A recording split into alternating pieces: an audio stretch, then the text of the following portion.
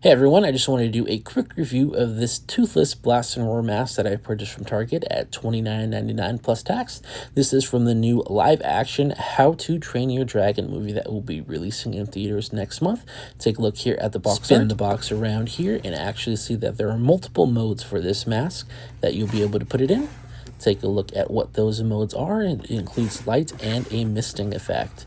Take a up-close look at Toothless here. The box art does look pretty cool, and we can see that there are sound effects. You're supposed to pull this tab here and supposed to see what those effects are.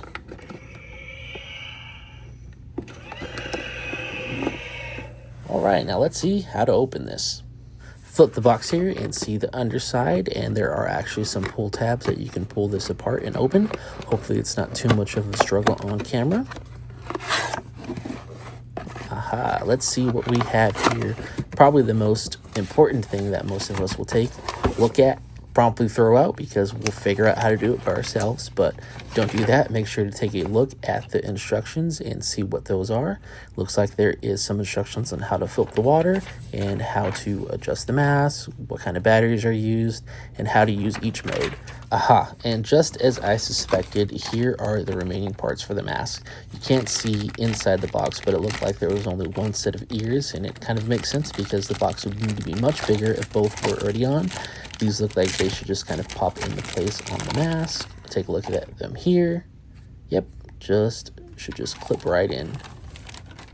And we see a little tube that we have that we can actually use to fill up the water in the mask for the mist effect.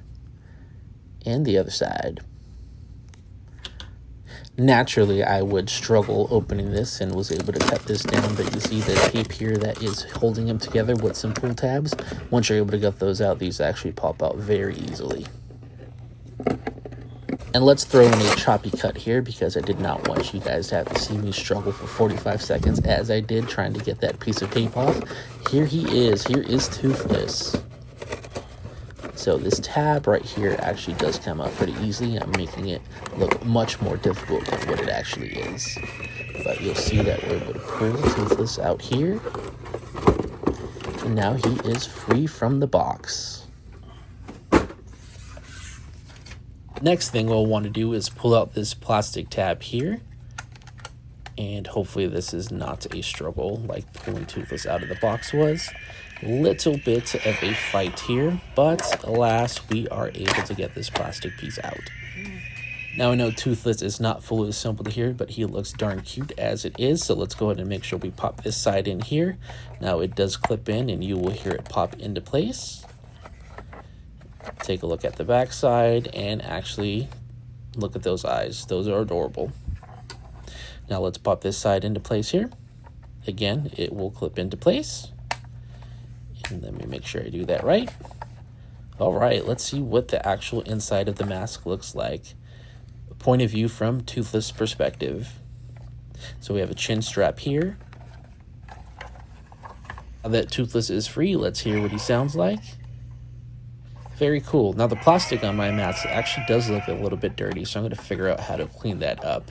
But this mask looks super cute. And actually, let's make sure to pop that in place because that did not pop in correctly the first time. So like I said, yeah, there are plastic tabs in there and it will lock into place. Take a look at the straps here on the back side where you can either loosen or tighten. And I know I will need to loosen because I will need as much space as I can get because I have a rather large dome. Let's see how this is to actually put the water inside. A little bit of a struggle, but hopefully I'm able to get it. And quick cut, and am able to get it. Figured out how it actually works, and this is where we'll actually pour the water into for the misting effect. And they kindly gave us a little bottle to fill up and pour inside. I'll go ahead and do that off camera. Close this up.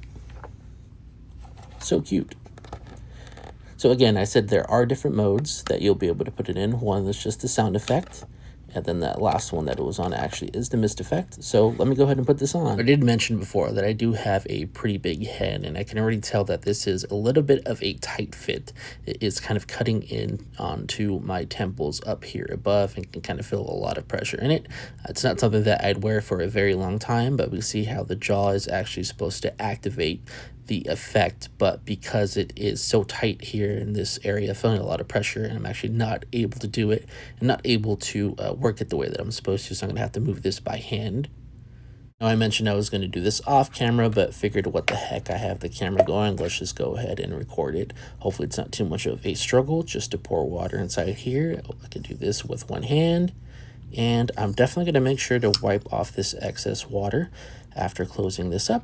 Pretty easy to pop back into place.